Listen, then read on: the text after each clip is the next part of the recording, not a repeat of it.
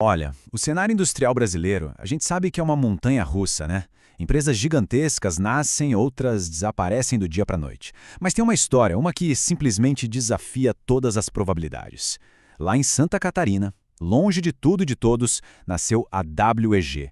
E ela não é só mais uma empresa de sucesso, não. Ela é tipo uma anomalia, uma exceção à regra.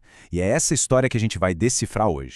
E a pergunta central é essa, né? Como é que uma pequena oficina, fundada com o valor de, pasmem, 3 Fuscas, se transformou num monstro global que vale centenas de bilhões? Parece que não faz sentido, desafia a lógica. Como é que um capital inicial tão modesto virou um império industrial? É exatamente essa planta, essa engenharia por trás do sucesso que a gente vai desvendar. Para a gente ter uma noção do tamanho do que estamos falando, olha esse número. Mais de 150 bilhões de reais. É o valor de mercado aproximado da WEG hoje. E olha, isso não é só um número numa planilha, não. É muito mais que isso. Ele representa décadas de estratégia, de inovação e, talvez o mais importante, uma cultura de empresa que é absurdamente forte. Então, para a gente entender como esse colosso foi construído, nosso papo vai seguir um caminho bem claro. A gente vai começar lá na fundação, que foi totalmente improvável. Depois vamos conhecer a tríade perfeita de fundadores. Aí a gente mergulha em como eles cresceram no meio da crise, como conquistaram o mundo e como estão se preparando para o futuro. E para fechar, a gente vai falar do segredo da longevidade, o que sustenta tudo isso. Vamos voltar no tempo. Pensem aí, 1961. O lugar? Jaraguá do Sul, em Santa Catarina. Uma cidade que era, na época, completamente isolada dos grandes centros industriais do país. As estradas eram péssimas, a logística era um verdadeiro pesadelo. E aí alguém tem a ideia de fabricar motores elétricos? Ali, recebendo matéria-prima que vinha de longe? Sinceramente, parecia uma loucura completa. Era a receita perfeita para o fracasso. E foi justamente nesse lugar improvável que a semente da WEG foi plantada. E olha, não dá para explicar o sucesso da WEG, principalmente no começo, sem entender a química, a sinergia quase perfeita entre os 3 fundadores. Eles não eram só sócios, sabe? Eram talentos que se completavam de um jeito impressionante. E essa união formou a base, o alicerce de uma cultura que existe até hoje na empresa. O próprio nome da empresa, WEG, já conta uma parte da história. É um acrônimo, uma sigla com as iniciais dos fundadores, W de Werner, E de Egon e G de Geraldo. Mas a parte mais fascinante, quase poética, é que WEG, em alemão, a língua de muitos imigrantes da região, significa caminho. Parece até profecia, né? A união desses 3 caras não só deu nome para a empresa, mas literalmente traçou o caminho que a WEG ia seguir. E aqui a gente vê esse quebra-cabeça se montando. Era um verdadeiro tripé de estabilidade. De um lado, Werner Voigt, o gênio técnico. O cara era obcecado por qualidade, por inovação. Depois, Egon da Silva. Ele via do mundo dos bancos, então era o cérebro financeiro, o estrategista que pensava no longo prazo. E, para completar, Geraldo Werninghaus. Ele era o homem do chão de fábrica, o cara que entendia de produção e, mais importante, entendia de gente, sabia motivar todo mundo. Essa combinação, esse tripé, deu para a WEG uma base sólida, única, desde o primeiro dia. Agora a gente avança para uma época de extremos no Brasil. Anos 70, o famoso milagre econômico. O país crescendo a todo vapor e a WEG, claro, soube surfar essa onda. Mas o grande teste de fogo veio depois, na década perdida dos anos 80. Enquanto o Brasil inteiro afundava na hiperinflação, no caos econômico, a WEG fez uma das jogadas mais brilhantes da sua história. Eles olharam para o caos e viram uma oportunidade de ouro. Olha só a ousadia, a visão de futuro nesses primeiros passos. Em 1970, eles começaram a exportar. Mas a sacada não era só vender para fora, era aprender. Aprender a competir com os melhores do mundo, elevando o próprio padrão de qualidade. Um ano depois, em 71, eles abrem um capital na Bolsa, numa época em que quase ninguém fazia isso. Para quê?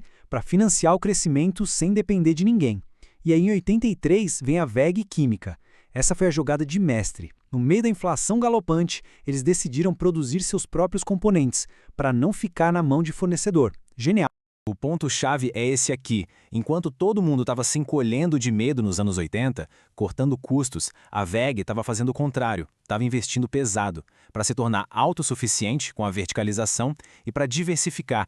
Eles criaram a WEG Acionamentos, a WEG Transformadores, a WEG Automação, ou seja, eles deixaram de ser só a empresa que vende motor elétrico para se tornar uma empresa que oferece soluções completas.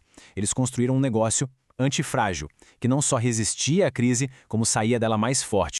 Beleza. Com a casa arrumada e uma base super sólida aqui no Brasil, era a hora do próximo grande salto. A WEG estava pronta para deixar de ser uma empresa brasileira que exportava para se tornar de fato uma multinacional, com fábricas, equipes e operações espalhadas pelo mundo todo. E essa expansão foi feita de forma cirúrgica, não foi na louca. Primeiro, nos anos 90, eles montaram filiais comerciais lá fora, para vender direto. Depois, nos anos 2000, o passo seguinte: começar a produzir nesses mercados para ficar mais perto dos clientes, Argentina, México, Portugal. Mas a jogada mais corajosa, a jogada de mestre mesmo, vem em 2005. Abriu uma fábrica na China. Pensa bem, em vez de ter medo da concorrência chinesa, eles foram para dentro da toca do dragão. Não só para competir, mas para prendê-la de dentro. Uma decisão, nossa, absolutamente visionária. E aí a gente chega na WEG de hoje, a WEG do século XXI. Uma empresa que, olha que legal, não abandonou suas raízes industriais, mas conseguiu se reinventar completamente. E se reinventou para ser protagonista em duas das maiores revoluções do nosso tempo: a indústria 4.0, a digitalização e a transição para uma economia mais verde, mais sustentável. E para entender como eles fizeram essa virada, a gente precisa conhecer um conceito que é a cara da WEG: aquisições bolt-on. O que é isso? Basicamente, eles não saem comprando qualquer empresa por aí. Cada aquisição é pensada como uma peça de Lego, sabe? Uma pecinha que se encaixa perfeitamente no que eles já fazem, adicionando uma tecnologia nova, abrindo um mercado. É tudo muito estratégico, muito preciso. E essa estratégia não fica só no papel, não. Olha só alguns exemplos. Eles compraram a Watt Drive, lá na Áustria, para pegar uma tecnologia de ponta em motor-redutores. Compraram a Zest, na África do Sul, e com isso, pá! Abriram a porta para o mercado de mineração africano. E aqui no Brasil, compraram a PPI Multitask. Com essa compra, a WEG mergulhou de cabeça no mundo do software industrial, bem no coração da indústria 4.0. E tudo isso leva a gente para os dois grandes pilares da WEG hoje. De um lado, o digital. A WEG não vende mais só um motor. Ela vende um motor inteligente com sensores que conversa com software de inteligência artificial para prever falhas. Do outro lado, a energia verde.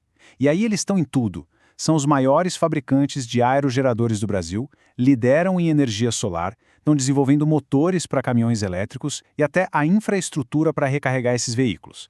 A WEG está, literalmente, construindo as ferramentas do futuro. Ok, mas fica a pergunta: como uma empresa consegue se manter no topo por mais de 60 anos, passando por tantas crises, tantas mudanças tecnológicas? Como? A resposta, no fim das contas, não está só nos produtos ou na estratégia. Está no ativo mais valioso deles e o mais difícil de copiar: a cultura da empresa. Essa frase do cofundador Egon João da Silva, ela é talvez o resumo perfeito da alma da WEG. Quando faltam máquinas, a gente as compra. Quando falta dinheiro, a gente toma emprestado. Mas gente não se compra nem se empresta. E gente motivada é a base do sucesso. Parem para pensar nisso. Ela mostra uma mentalidade que coloca as pessoas em primeiro lugar, sempre. Máquina, dinheiro, isso se consegue. Mas gente boa, gente motivada, esse sempre foi o verdadeiro motor do sucesso para eles. E essa filosofia não é só um quadro na parede, não. Ela se transforma em ações bem concretas. Tem participação nos lucros para todo mundo, o que faz com que todos remem para o mesmo lado. Tem um programa de melhoria contínua, o Kaizen, que já implementou mais de 300 mil ideias vindas dos próprios funcionários. Eles têm o Centro WEG, que é uma escola interna para formar os próprios talentos e líderes. E a sucessão é planejada, técnica. A recente troca de CEO com a entrada do Alberto Cuba, que fez carreira lá dentro, prova que o que conta é a competência e não o sobrenome. E esse ponto da sucessão é fundamental. Em muitas empresas familiares no Brasil e no mundo, a hora de passar o bastão é um momento de crise, de briga. Na WEG, não. É um processo técnico, planejado, que garante a estabilidade e o foco no futuro. Essa separação clara entre quem é dono e que administra o negócio, com certeza é um dos grandes segredos da longevidade deles. Bom, chegando ao final dessa nossa análise, dá para resumir essa engenharia do improvável da WEG em 4 pilares bem claros. Primeiro, uma cultura fortíssima, centrada nas pessoas. Segundo, uma internacionalização que foi precoce, ousada, mas muito metódica. Terceiro, uma inovação pragmática, sempre para resolver problemas reais dos clientes. E quarto, uma diversificação inteligente, onde uma área ajuda outra a crescer. A história da WEG de Jaraguá do Sul para o mundo mostra como eles construíram o seu próprio caminho e nos deixa como uma reflexão, né? Se esse foi o caminho deles, qual será o próximo caminho para a indústria do futuro? A trajetória deles não só sugere, mas prova que talvez a resposta para o futuro esteja sendo construída com as mesmas ferramentas de sempre: visão de longo prazo, inovação e, acima de tudo, gente.